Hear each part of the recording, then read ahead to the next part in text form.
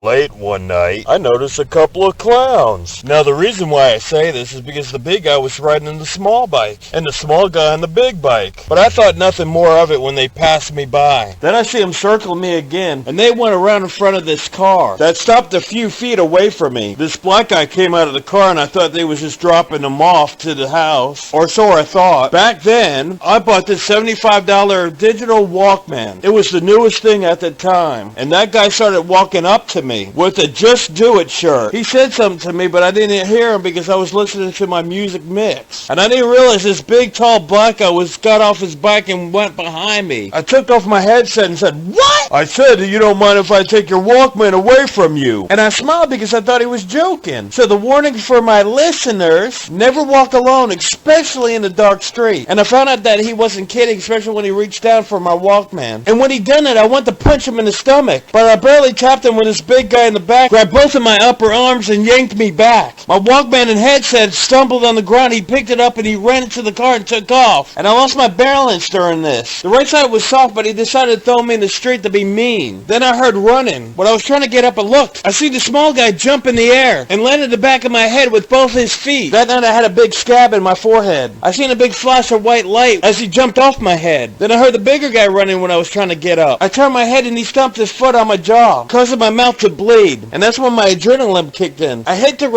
slapped the road. I went from laying flat down until straight up in the air. Big Black looked shocked at me and took off with his big bike, and the little guy took off with the small bike, as I was chasing him away because he was closest to me. And I was using some curse words, but as a Christian, I'm not going to say what it was. But this is my BC story, so that means before Christianity. And then I hit the sign.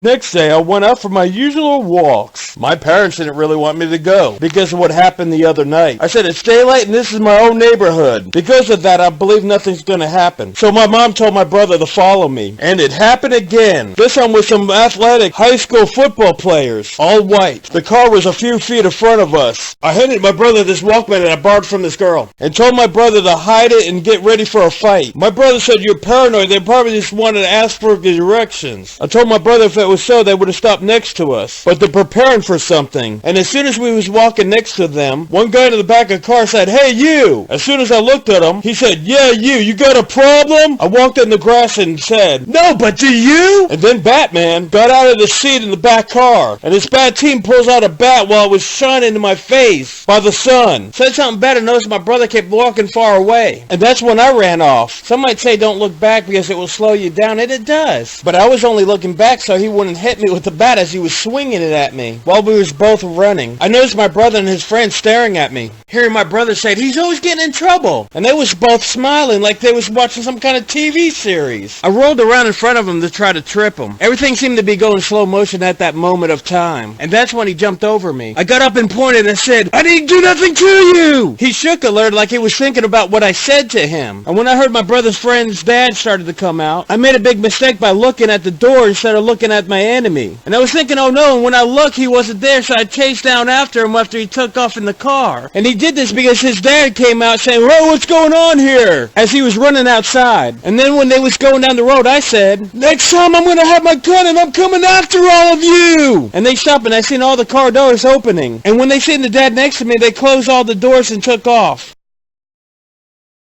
I'm here to explain how I got fired from my first job. After I was started work, Sean Bear came in and said, "I'm not working because the main guy that comes in fires people." He already fired one of my friends in this job for wearing the wrong colored pants. Then he told me since the business is slow, what he wanted me to do for the rest of the day is to clean the hot pans in the back sink. And with a mad voice, he said, "I didn't hear you say hot pans when you went back there." And I told him because nobody was around. He said, "I don't care. Next time you better say it." Then when I went back there for my second time, I said to that worker, "Hot pans." And that guy said, "I didn't hear you say hot pans." And I told him I did say it. Then he said, "You need to say it loud enough where I could hear it." Then the second time I said, "Hot pans." Then he said, "Next time I don't hear you say it, I'm going to fire you." And that made me mad enough for the third time. I said, "Hot pans, move him out." And then he said, "You're fired." Then I said, "Why, because you didn't hear me?" He said, "No, because you're too loud and you're interrupting the customers." And then he said, "I'll never want to see you back here again, not even to order a pizza." Then I left and I was so mad I didn't notice a cold until until afterwards. So I came back for my denim jacket. And then he walked up behind me and said, "What's the meaning of this? Is this some kind of threat?" Then I said I wasn't aiming to. Talk about having good selective words. And then I left.